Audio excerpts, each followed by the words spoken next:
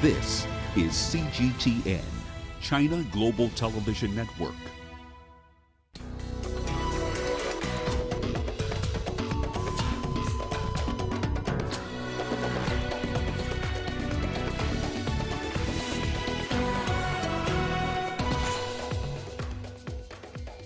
A number of kidnapped students in Nigeria are released, but hundreds more remain in captivity.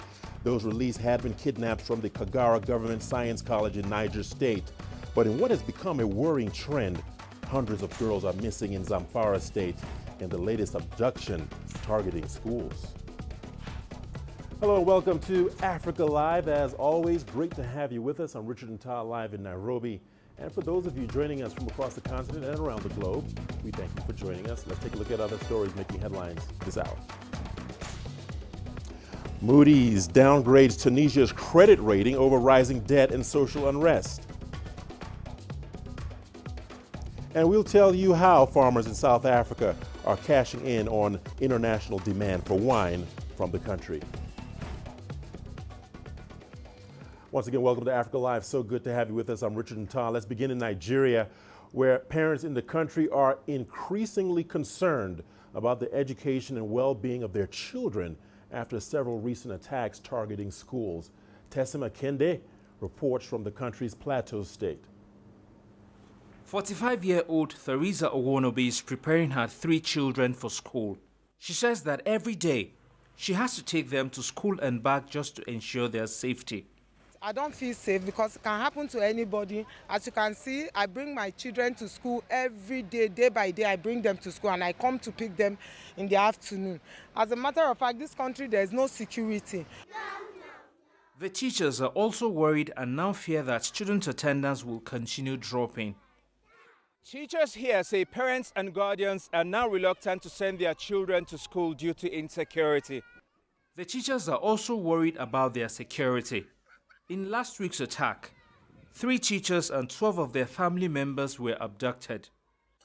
Many of them say they are now soft targets for kidnappers. This is beginning to take a toll on the progress they've made in educating children. We don't feel safe as teachers in school. Even the children are not safe. Parents too are not safe. If it can happen in Borno, Kaduna, Niger, it can also happen here on Plateau. So no one knows where it will strike. Psychologists link the recent attacks on schools to the problem of high youth unemployment.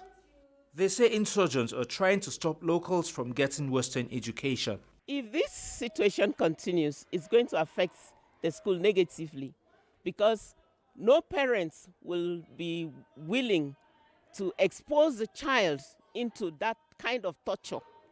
The government should please try and do something, because I'm very sure that if jobs are created, more jobs are created, I know that these people will be occupied. President Buhari has ordered military and police heads to beef up security in schools across the country and find the perpetrators of these crimes. Until then, parents like Theresa will have to deal with the fear that comes with taking their children to school daily. Tessima Kende, CGTN Jos, Nigeria. Deji Badmus, thank you for joining us here on Africa Live. Deji, we've got some key questions for you. Number one, Deji, what's the latest on efforts to rescue the kidnapped girls in Zamfara?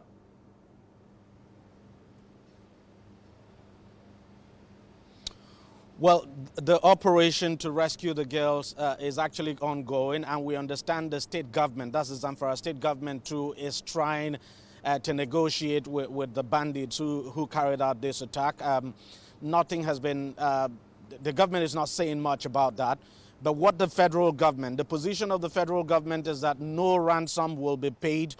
President Buhari actually issued a very strong statement yesterday saying that the government would not pay any ransom at all, and then advising state governments to stop paying ransom to bandits. So there have been a lot of security deployment in that area in the state.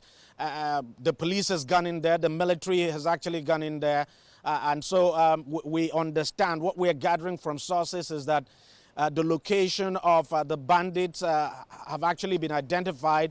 but that it's difficult for the security agents to storm the place just because of the students now, and that the problem with that area too is that visibility around the area is very low because, you know, we are now in the Harmattan season, so visibility is usually very low, so much dust, and that is also hampering aerial surveillance of that axis. So the rescue operation is still on, and the government says it will do everything to ensure these girls are rescued without any harm at all. All right, Deji, let's begin with some breaking news coming out of Nigeria. Deji, reports coming in say there has been a breakthrough in the fate of those abducted from Kagara Government Science College in Niger State. What more can you tell us about this?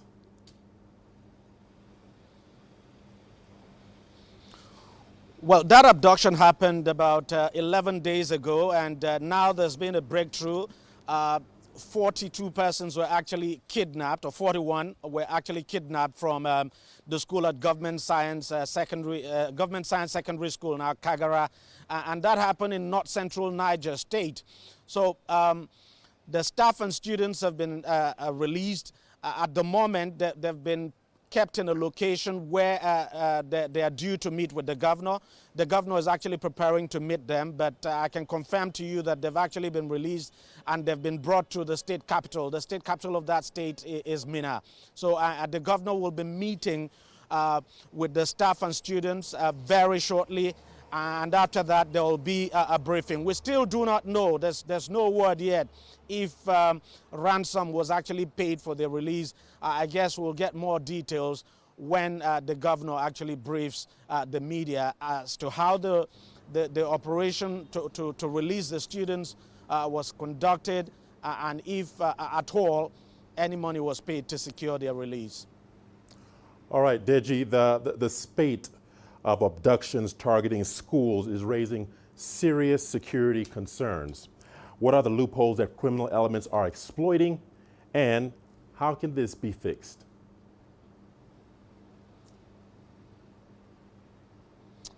Now, the biggest loophole that this criminal are exploiting is basically the size of the areas we're talking about. We have too many ungoverned spaces in this country. Now, let me just give you a clear picture of what the situation is that the security agencies are dealing with. We're talking about a country the size of over 900,000 square kilometers, and then you have just roughly 371,000 police force. Police personnel in this country. Now, it will be very difficult for these police personnel to cover everywhere. Even when you add the military to that number now, you just would not have enough number now to police everywhere in this country. And in the north of the country, quite a number of places there are actually ungoverned. You have forest everywhere. That's actually the loophole that these bandits are exploiting. And you look at the nature of the attacks. The attacks actually happen in remote locations where you have little or no government presence. You have security agents are not available. You don't even have police stations there. So this is actually the loophole that these bandits and even the insurgents too are exploiting. And I think the service chiefs, that's the military chiefs who were recently replaced, actually said that much when they addressed senators recently, that look, Nigeria, the country, the government needs to do everything to provide, to police these ungoverned spaces. The forest in these areas of the country need to be policed. If that is not done, and they said that if that is not done, then we might continue to deal with this. So I think that's the biggest challenge, of course, that the country is having to deal with. Of course, there's also the issue of failure of intelligence. That's another issue. But the problem of ungoverned spaces is one that the government would have to deal with, and deal with urgently, if it intends or hopes to have a grasp of this situation. All right, Deji Badmus speaking to us live from Lagos. Deji, we certainly appreciate that update and report. Let's move on now. Well, amid the positive development in Nigeria, the fate of many others who have been recently abducted remains unknown. More than 300 schoolgirls were the latest to be kidnapped in the northwest Nigerian state of Zamfara. The rising insecurity in the northwestern part of Nigeria has been condemned by the United Nations, and Nigerians are working to get their children safely home. Tuli Shabalala has more. In a midnight raid on Friday, unidentified gunmen kidnapped 317 schoolgirls in the northwestern Nigerian state of Zamfara. Police say they came with vehicles and moved the students from the government girls' secondary school in Downgraded town. Eyewitnesses say nearby villagers tried to stone the 2 vehicles they were in. Reports say at least 50 students escaped and were taken home. As we tried to get out, we were overwhelmed, and when we fired, they fired back. We continued to fight them, and all of a sudden, they retreated. One of them left his motorcycle to escape. That's when we thought we were going to defeat them. Then we were told to go home. And now, as I speak to you, soldiers are in the bush fighting with them. The Zamfara State Police, in collaboration with the military, are on a joint search and rescue operation. Distraught parents gathered at the school, desperate for news about their children. We are praying the girls to come back safely. That's all. The government, they are doing their best. We don't know what they are doing, but we know that they are doing their best by now. This is the second school attack in little over a week. Heavily armed criminal gangs, known locally as bandits, in northwest and central Nigeria have stepped up attacks in recent years, kidnapping for ransom. The United Nations Secretary General has strongly condemned the abductions. The Secretary General condemns in the strongest possible terms and calls for their immediate and unconditional release. As we've said before, schools should always remain a safe space to learn without fear of violence. A full statement will be coming shortly from the Secretary General on this. And according to UNICEF in Nigeria, the latest attack happened overnight in the government girls' secondary school in Downgraded in northwest Nigeria. Peter Hawkins, the UNICEF representative in Nigeria, called on those responsible to release the girls immediately and for the government to take steps to ensure their safe release and the safety of other school children in the country. Nigerian President Muhammadu Buhari says government's primary objective is to get all the school hostages returned safe, alive and unharmed. He called on state governments to review their policy of making payments in money or vehicles to bandits. Tuli Shabalala, CGTN. The news continues on Africa Live. Time now for a short break. Here's what's still ahead. We update you on efforts to distribute COVID-19 vaccines in Africa. And Guinea continues rolling out its Ebola inoculation campaign.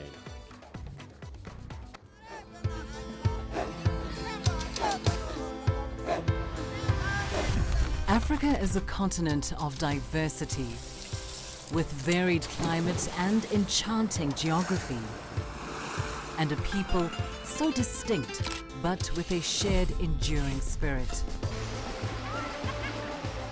We are at the heart of the continent to bring you the untold stories. Let's have a look. We celebrate Africa as it shapes its own destiny. Tunis, Cairo, Syria, Juba, Johannesburg, Ethiopia, Tanzania. Africa Live. Find your voice.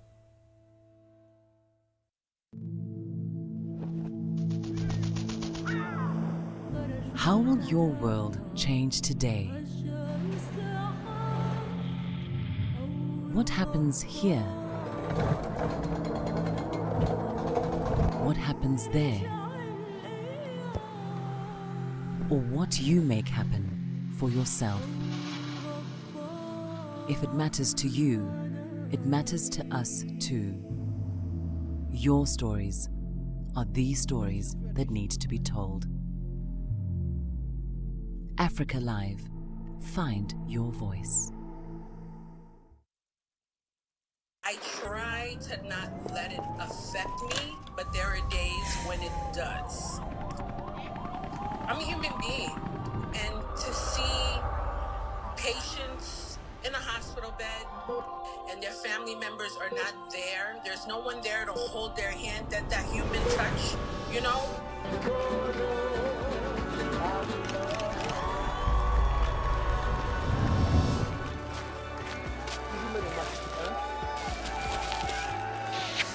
I just hope everyone can remember that the situation is not permanent and that everything will get better eventually.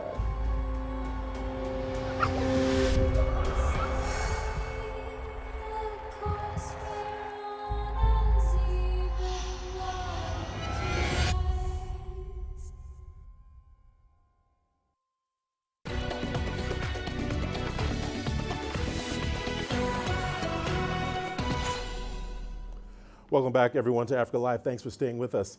The Africa Center for Disease Control and Prevention says it will put extra effort along with member states to persuade more people across the continent to take the COVID-19 vaccines. The director of the Africa CDC, John Nta, says the continent needs to have at least 60% of the population vaccinated. But efforts to reach this herd immunity level have been hampered by the many Africans who still believe taking the vaccine has major risks. It is absolutely normal that when people are faced with a situation and a scenario where there's fear, there's insecurity, they tend to resist change. So it is up to us in public health, together with the media like you, and the civil society and the community to work together in the spirit of the wholeness of society to address the issues that will enable us overcome this whole issue of vaccine hesitancy. It is there, it is not new, it has been there before COVID-19. It has further been complicated by social media, those messages that we receive through different fora. But we need to fight that, because if we do not vaccinate up to that level, there's at least 60% of our continent. Trust me, we will be known as the continent of COVID going forward. Medicine Sans Frontières, or Doctors Without Borders, say even though COVID-19 cases numbers in sub-Saharan Africa are coming down, it is concerned about a potential third wave. The emergency humanitarian organization is calling on wealthier nations and pharmaceutical companies to help ensure developing countries have access to effective and affordable vaccines. Renee Del Carme reports. Medecins Sans Frontières, or MSF, says a highly infectious variant of COVID-19 sweeping across Africa makes equitable access and distribution of vaccines throughout the continent more critical now than ever. More than 174 million vaccines have been conducted globally across the world at this stage, but more than 75% of those have been done in only 10 countries, and very little of those have been done across the African continent. We have seen barely any vaccine rollout across the continent, and that's because countries are simply not able to access those vaccines at this moment, which is a really serious concern. High-risk people, people with diabetes, older people in most low and middle-income countries and in Southern Africa are continuing to die while they see that the vaccines are available and yet not available to them. It's the exact opposite of what we needed when we saw this pandemic coming. Instead of a solidarity, we're seeing increasing nationalism, profiteering by Western pharmaceutical companies, and that has to stop. In South Africa, where the vaccine rollout recently got underway for healthcare workers, millions of ordinary citizens are still way back in the vaccination queue. It would be nice if other countries help South Africa and other countries in Africa, so we can overcome the coronavirus. Currently, Africa is battling due to unemployment, and without the assistance of other countries, we will really be in dire need. It's no longer okay to allow these pre-existing inequities that have always existed across the world to continue in the form of vaccine inequity. And in fact, we call it vaccine segregation in a lot of ways, because that's where we are now. Poorer countries are not able to access it, but a travel ban will not stop future pandemics of vaccine-resistant COVID. People didn't predict the second wave would be as bad as it was, and we cannot afford to make the same mistake with a third wave, which inevitably will come at some point. We don't know when, we don't know how big it will be, but we do know without vaccines that that is going to kill many, many more people. And as they call for as many people in Africa to be vaccinated as soon as possible, Doctors Without Borders and health experts in South Africa agree that nobody across the globe is safe until everybody is safe. Renadel Calm, CGTN, Cape Town, South Africa. Meanwhile, in South Africa, there has been a dramatic turn of events in the legal fight over the use of ivermectin, a medication used to treat many types of parasite infections. Now, in January, South Africa allowed for the limited use of ivermectin to treat COVID-19, citing that there is not enough scientific evidence that the drug works against the virus. CGTN's Yulisa Njamela has more. Ivermectin is a drug that has been around for many years. It is used for the treatment and control of parasites in animals. It's also used to treat humans for several tropical diseases not commonly seen in South Africa. Recently, there have been public calls for doctors to be allowed to administer the drugs, but South Africa's health authorities are only making it available for controlled use. The drug was initially declared illegal by the South African Health Products Regulatory Authority. The regulatory authority warned that there's not enough scientific evidence around the use of the drug, both for safety and efficacy, to either treat or prevent COVID-19. But last month, after legal wrangles, the authority approved a controlled use of the drug on humans. But civil rights group AfriForum, an organization that has been spearheading the fight for the wide usage of the drug, says the drug should never have been banned in the first place. The group says ivermectin is currently a legally dispensable drug in South Africa due to a technical oversight by the regulatory authority. The question is ivermectin illegal, as has been alleged by many so far? The fact, and that question can be answered simply, it is not illegal. In fact, it's already listed as a Schedule 3 medicine in the Medicines Act. It's been printed there. It's true, it's always been like that. At a media briefing, AfriForum announced that the South African drug regulator never published a notice in a government gazette to declare the drug illegal in the first place. This is a requirement as per the Medicines and Related Substances Act, necessitating registration of the drug. The Act also requires that select medicines must be registered prior to any commercial activity. It's a legal medicine, it's listed in the Act, and in the absence of a call for registration, there's no further need to legalize the medicine. It can be administered as we understand the Act. It is about giving medical professionals every tool possible in the fight against COVID-19 so that they can also honor the oath they took. In spite of this new information, AfriForum is still taking the fight to court to ensure the drug is widely available. We had been to the urgent court, and the urgent court granted an interim order that actually just allowed for the program to be recognized and to be given a chance. And that's where we stand at this stage with the application. They failed during this 30 years to publish the notice inviting the public to register ivermectin. And with that being said, we believe that the whole legal challenge is now on a totally different footing. The group will now amend its court application to obtain a declaratory order that ivermectin is a legal Schedule 3 medicine and readily available. Yulisa Njamela for CGTN in Johannesburg, South Africa. Now, the complete eradication of poverty in China was the main goal announced by President Xi Jinping at the end of 2012. At that time, about 100 million people in China were poor. To implement the goals, the Chinese government released a 5-year plan from 2016 to 2020 for poverty eradication and crafted various strategies, including the Targeted Poverty Relief Strategy. This achievement has been applauded by the Tanzanian poverty reduction stakeholders. But in any case, I see opportunities to learn from others. to learn from a country like China that have succeeded to eradicate poverty more recently. So there are definitely some experiences that we can learn and replicate. Initiatives like those of increasing productivity for farmers, how to use and strengthen township and village enterprises through public-private partnerships, which is possible in the context where we can use the local economic development approach supported by strengthening the local government authorities. The achievement of China in ending extreme poverty is a lesson to the rest of the world. Tanzania has also been investing in rural infrastructure and agriculture subsidies in an attempt to reduce poverty in the country. Researchers there say China's milestone achievement brings more experience to African policymakers on poverty reduction.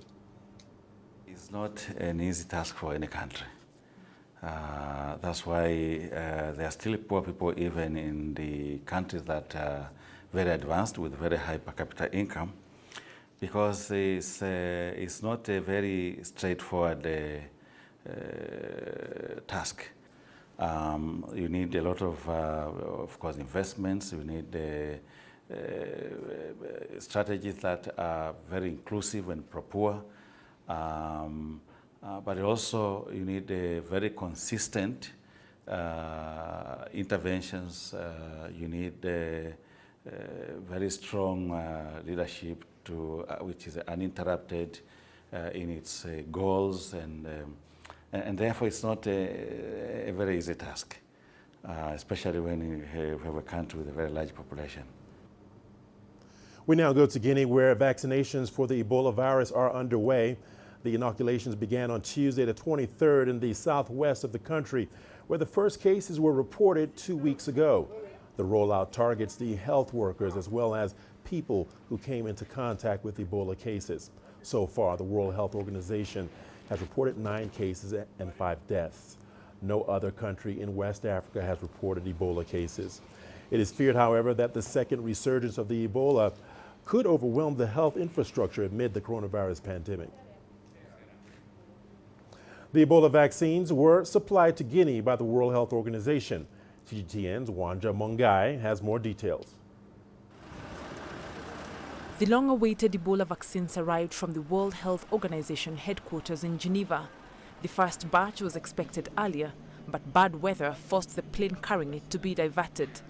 Guinean health officials are happy that the Merck vaccines finally arrived.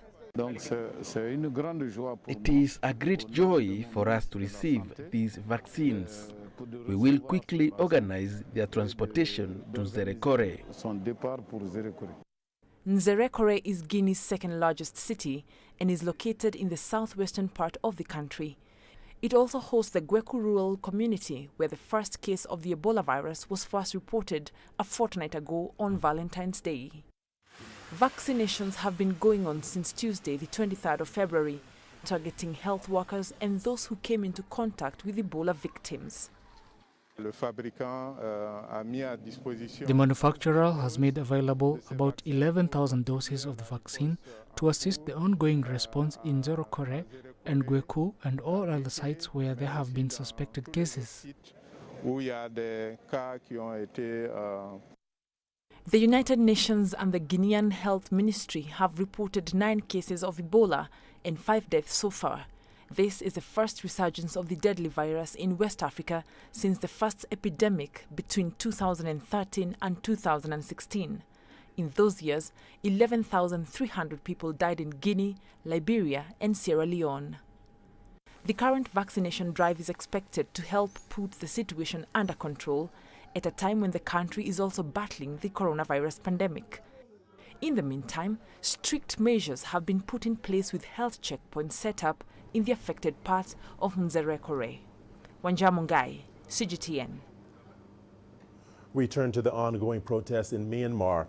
A woman has been shot and killed during demonstrations in the central town of Moniwa. Police also cleared protesters in the country's largest city, Yangon. The action was the latest measure to try to stop opponents of military rule from gathering. It followed an appeal to the United Nations by Myanmar's UN envoy, who's loyal to ousted leader Aung San Suu Kyi.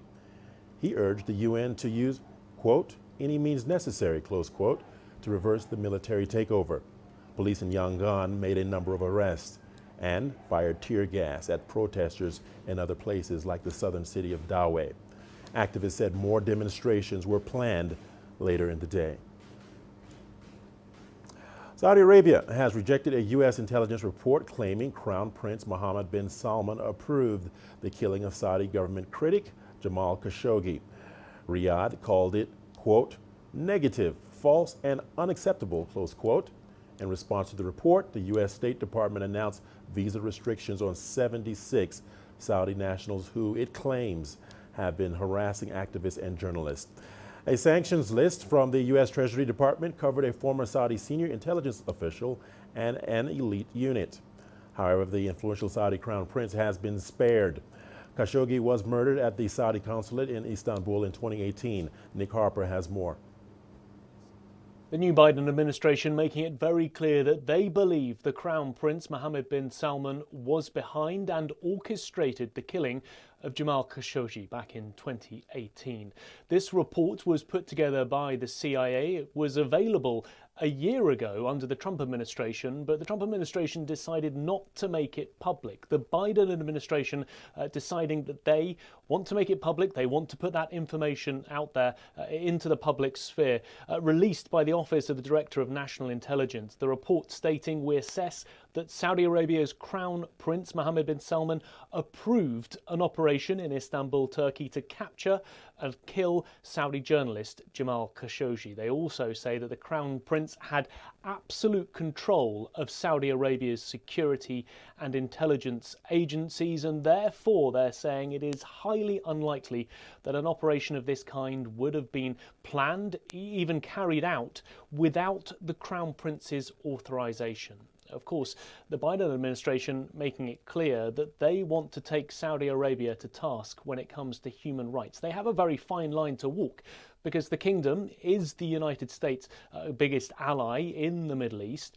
But here is the Biden administration saying that human rights must come first. This report coming the day after that phone call between President Biden and King Salman of Saudi Arabia. We're told from a White House readout of that call that Biden affirmed the importance the United States places on human rights and the rule of law.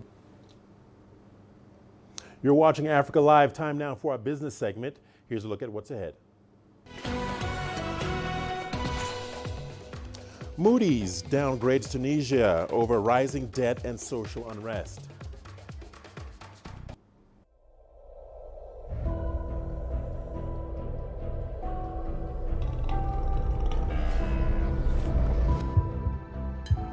It's just taken me completely out of my depth, but at the same time, it's exciting. It's new, it's different, it's a challenge. It's really exciting.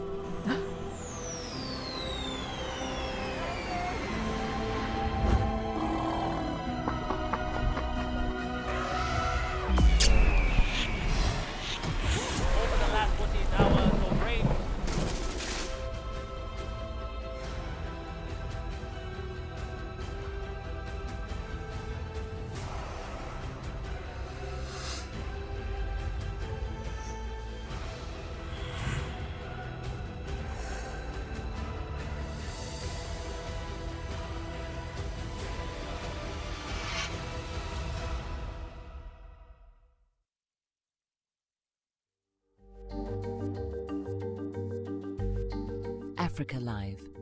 Find your voice.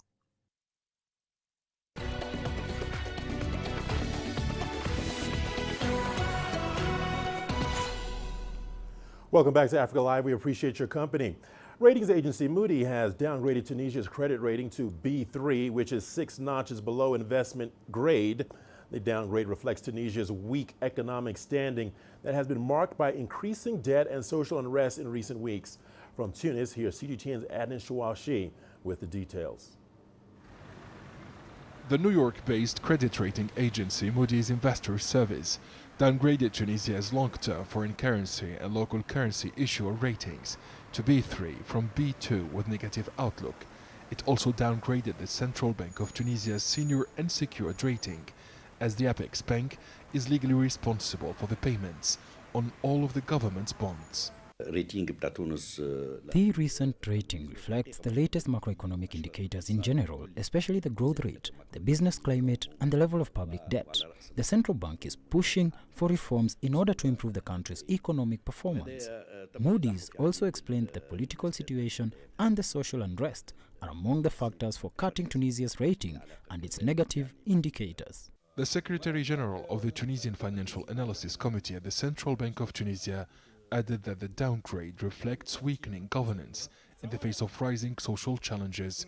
Recent political turmoil in the country has slowed government's plan to introduce social and economic reforms in the North African state.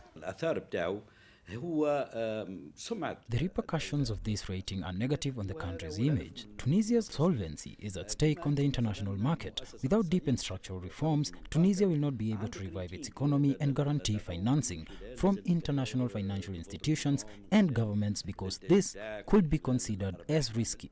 Economists maintain that Tunisia needs to reform its costly public service, which is made up of some 800,000 employees. The state is said to have borrowed to meet its recurrent expenditure at the expense of investment and development. Moody's latest rating is likely to make costs of credit higher. This rating B3 with the negative outlook is very dangerous. It literally means that whenever the state borrows money, it's impossible to borrow with less than 10% interest rate. If we add the inflation and the fall of the exchange rate, the final interest would be around 16 to 17%. This would be disastrous to the economy. Tunisia's Council of Joint Chambers has urged the government to launch an ambitious, large-scale plan to boost national and international investment. This plan will generate sustainable growth and improve the country's rating in the next 12 months. Last April, the IMF approved a $745 million emergency loan for Tunisia to help the country mitigate the impact of the COVID-19 crisis on its economy. Experts assert that the North African state is facing the worst economic crisis in decades. Adnan Shawishi, CGTN, Tunis. South Africa is ready to reap the benefits of a decade-long research and development project in hydrogen fuel technologies. President Cyril Ramaphosa says the project is set to move into the implementation phase and will see a significant boost in local manufacturing of low-carbon technologies. Sumitra Naidu tells us more. Fuel cell technology is gaining popularity around the world as a clean energy source. South Africa is well placed to expand the use of this technology, as it holds 80% of the world's reserves of platinum group metals, which is a key input of fuel cell technology. Hydrogen fuel cells produce electricity by means of a chemical reaction. Platinum is the catalyst. We are establishing a Platinum Valley as an industrial cluster which brings together various hydrogen applications in the country to form an integrated hydrogen ecosystem. This initiative will identify concrete project opportunities to kickstart hydrogen cell manufacturing in promising hubs. It will also facilitate the commercialization of homegrown intellectual property. Researchers heading the project believe using hydrogen as an energy carrier could potentially reduce South Africa's dependence on fossil fuels and help to reduce greenhouse gas emissions. The intention of this Platinum Valley is to create an area where the use of hydrogen fuel cell technologies can be increased where it makes sense, but also so that's really increasing the use of fuel cell technologies in the automobile sector, so heavy duty trucks, buses, also really showing that you can have the penetration of what we call clean energy technologies. Fuel cell technology fits perfectly in with South Africa's minerals beneficiation strategy, which identifies PGMs as strategic minerals to support job creation and diversification of the economy through green technology.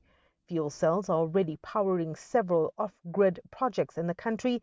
These include a high school in Limpopo and the one military hospital as a response to COVID-19. So what we hope to do is create an environment of learning, adoption of new technologies, reducing the barriers all in one area. But also, I think what's exciting for us is the innovation or development of this country. And it hasn't been what we call equal. The demand for PGMs is expected to boom this year as more countries around the world move to reduce their carbon emissions and tightened legislation. South Africa is well positioned to benefit from both higher prices and increased output, which will help it to move full steam ahead with its fuel cell technology. Richard Nta, CGTN, Johannesburg, South Africa. Strawberry farmers in northern Nigeria say the country can generate more revenue from the exporting of the product if the security situation improves. The country's shift of focus from agriculture since its discovery of crude oil has created a scarcity of fruits grown domestically like strawberries. CGTN's Tessa Makinde reports from Jos, Nigeria. Strawberries in Nigeria can only be grown naturally in and around Nigeria's north-central city of Jos. 35-year-old Jerry Doubles is a strawberry farmer. He says there's a huge market for strawberries in the country. Now, the demand is very high, but then say that there's a time where there are people not asking for strawberries is almost impossible. But meeting the demand with local produce is a challenge. This strawberry farm is over 4 hectares. But the farmers here say if it wasn't for insecurity in the region, they would have expanded and grown more strawberries. In the first 6 weeks of 2021, more than 1,500 farmers across the country, including Jos, have lost their lives to herders and farmer clashes, according to the Council on Foreign Relations. Agriculturally, say the government needs to do more to address the challenges. Nigeria has a lot of potentials, and compared to other countries like China, USA and Mexico, who are the world's largest strawberry producers, if we can meet up with them by expanding the production of strawberry. But because of lack of funds, insecurity and other things. Strawberries are a rich source of vitamin C and other nutrients. The global strawberry market is projected to hit over $25 billion in 2025. And many consumers here say they prefer these locally grown strawberries. I prefer to buy the strawberries here in Jos because they are naturally grown, sweet and better than the one we import. It feels really good taking strawberries from Jos. I really hope farmers will be encouraged for improved yield. But until insecurity in Jos is dealt with, farmers like Jerry Double say they won't taste the full potential of Nigeria's strawberry crop. Tassim Akende, CGTN Jos, Nigeria.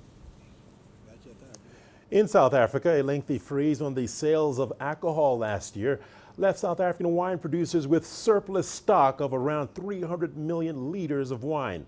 Some winemakers were, however, able to break even due to orders from their overseas customers. Tuli Shabalala has more.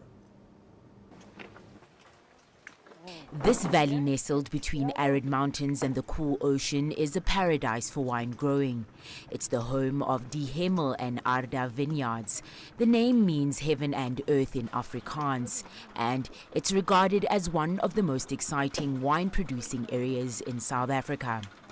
We can have quite a lot of vigor in South Africa because of our sunshine and some of the soils.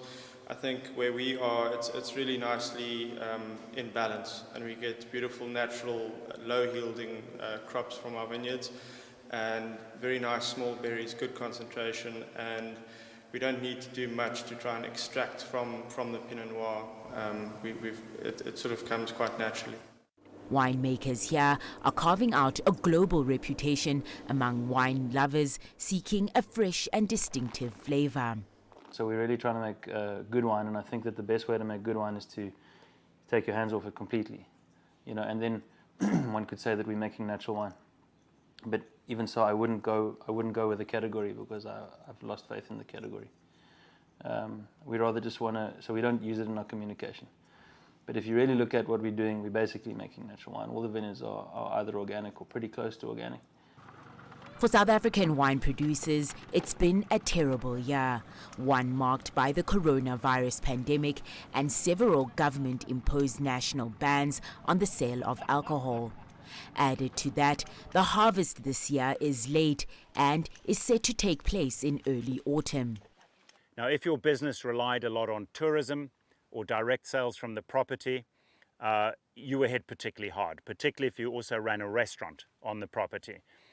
We're lucky on Hamilton Russell Vineyards in only selling, in my 30 years, on average about 7% of our wine directly. We almost refer people to retailers in the country of origin and say, rather buy it there. The Hemel and Arda has suffered less than others. They owe this to their reputation for quality, firmly established abroad. The situation, as I see it after 12 years in New York City, has dramatically changed. It's now obvious that South Africa makes superb wines and that Walker Bay has its place among the greatest winemaking regions for the Chardonnay and Pinot Noir, that is. 12 years ago, it was much harder to sell it as it is today because a lot of work has been done.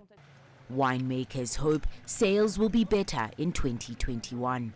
Thuli Shabalala, CGTN.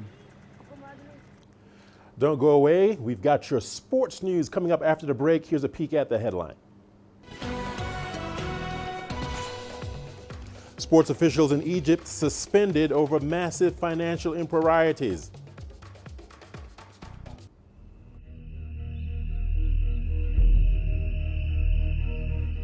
Every year, approximately 400 million tons of plastic is produced, and about 40% of that is single use. 79% of that is not recycled, it's not turned into energy, it's just going into landfill or into the environment in some way. With the global focus on plastic pollution and my eldest son Tristan studying marine biology, I wanted to get involved and see for myself the true extent of the pollution in our region.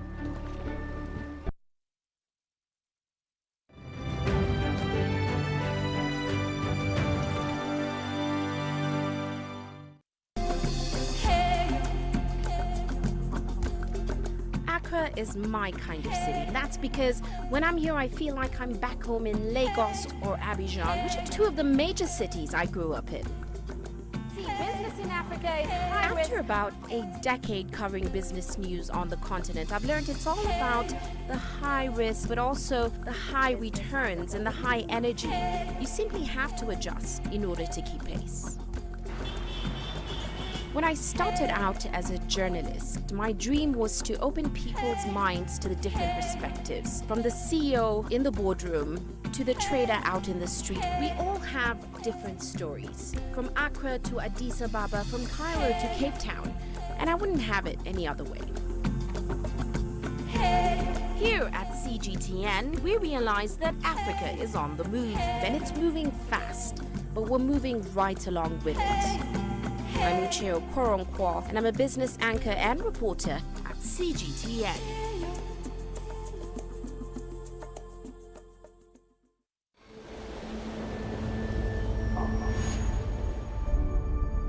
How would you create your legend? On the fields, on the tracks, in the arenas of Africa. Were you born to be a player? Could this moment be yours?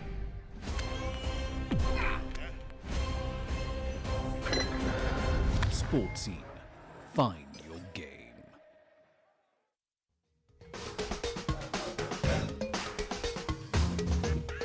Africa Live. Find your voice.